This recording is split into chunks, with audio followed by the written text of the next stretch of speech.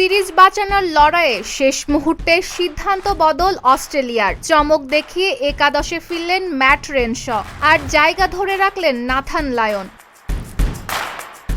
বাংলাদেশের বিপক্ষে দ্বিতীয় টেস্টের জন্য একাদশ ঘোষণা করেছে অস্ট্রেলিয়া। অধিনায়ক প্যাট কামিন্সের কথাই ছিল একাধিক পরিবর্তনের ইঙ্গিত, কিন্তু শেষ পর্যন্ত বদল এসেছে মাত্র একটিতে।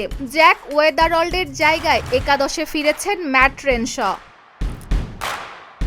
4 পেসার নিয়ে মাঠে নামার পরিকল্পনা থাকায় নাথান লায়নকে বাদ দেওয়ার কথা ভাবছিল অস্ট্রেলিয়া। তবে শেষ মুহূর্তে সেই সিদ্ধান্ত থেকে সরে এসেছে নির্বাচকরা। ফলে স্পিন আক্রমণে থাকছেন অভিজ্ঞ লায়ন। একাদশে জায়গা ধরে রেখেছেন মার্নাস লাবুশেনো।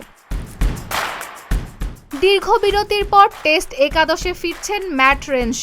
2023 সালে ভারতের বিপক্ষে সর্বশেষ টেস্ট খেলা এই ব্যাটার আবারও ওপেনিংয়ের দায়িত্ব সামলাবেন। পাকিস্তানের বিপক্ষে ক্যারিয়ারের শুরুতেই ওপেন করে সেঞ্চুরি করার রেনশ এবার নিজেকে প্রমাণের আরেকটি সুযোগ পাচ্ছেন।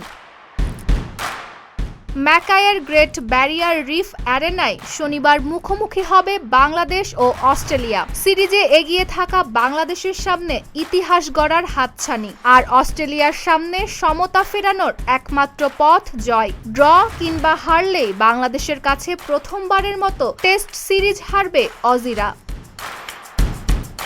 Desk report, Dhaka post.